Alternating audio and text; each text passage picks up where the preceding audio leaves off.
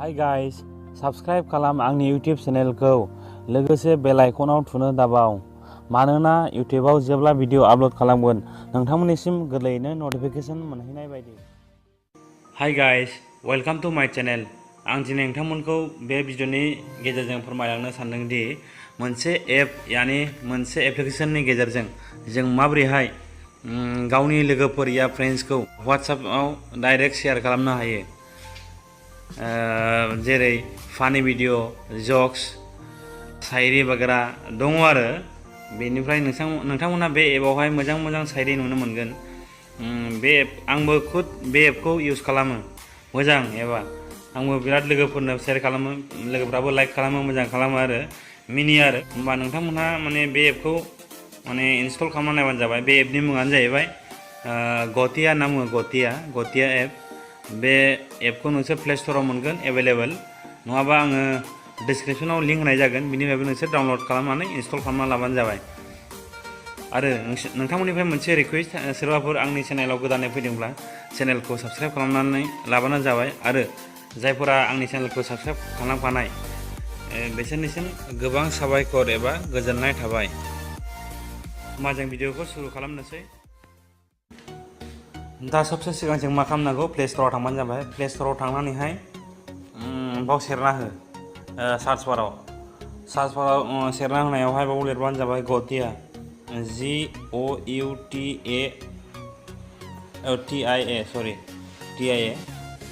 Search खालामना हो। बिनिफ्राय सेकेन्ड नाम्बारा बाव खेबसे थुनानै हो।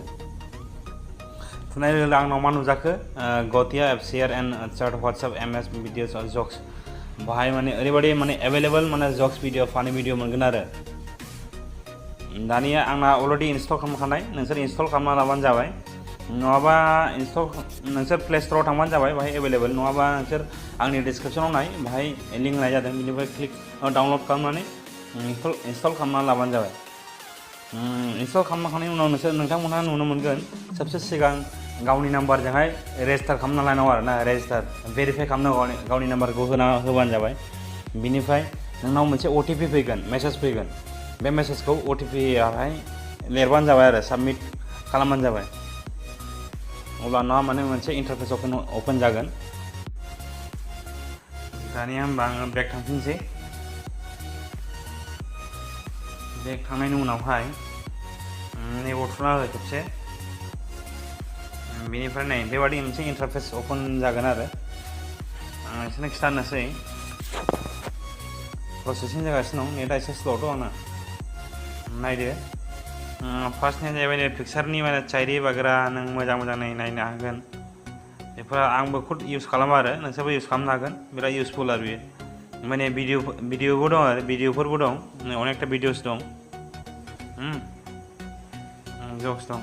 नोंसोर मोनसे क्लिक खालामना देखायना होनोसै आं नोंसोर नांगौ नै भिडिअ सापर्टनि बे।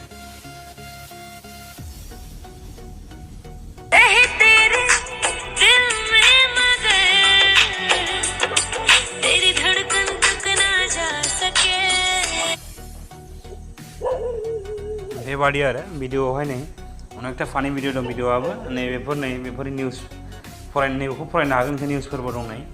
बेनिफ्राय नैबे सेटिं नै मोजां दङ, फानि भिडिअ, बेफोरखौ नायबानो जाबाय। नै बेबादि आरो अनेकथा माने खालि मिनिनायनिल' आरो, मिनिनाय बिदिनो मोजां गावनि लोगोफोरनोबो हरनो हायो आरो। नैबे माने उनाव फार्स्टआवहायबो दं नै मोजां दङ अनेकनो, गावनि गार्लफ्रेन्डफोरनोबो हरनो हागोन। नायदो बेबादिनो आरो। ओमफ्राय नैबे सेटिंआव मा नुदों नोंथांमोना, गावनि प्रफाइलाव लिरबानो जाबाय नै इडिट खालामनानै नोंनि नाम। आरो दानिया जोङो गावनि लोगो बा फ्रेन्ड्सनो शेयार खालामनांगौ। माबोरै शेयार खालामगोन, नै डाइरेक्ट खेबसे सेरगासेयावनो WhatsApp थांखायो डाइरेक्ट शेयारिं WhatsApp। नै लोगोनो माने हरनो हागोन, सोरनो हरनो। बे रोखोमै नोंसोर WhatsAppआवहाय डाइरेक्ट शेयार खालामनो हागोन। स' आइ हप नोंथांमोना बे भिडिअखौ बुजिबाय जानो हागौ। भिडिअखौ मोजां मोनदोंब्ला खेबसे लाइक खालामना हो आरो चेनेलखौ साबस्क्राइब खालाम, लोगोसे बेल आइकनाव थुनो दाबाव। आंनि भिडिअआ एसेनोसै, गोजोन्थों।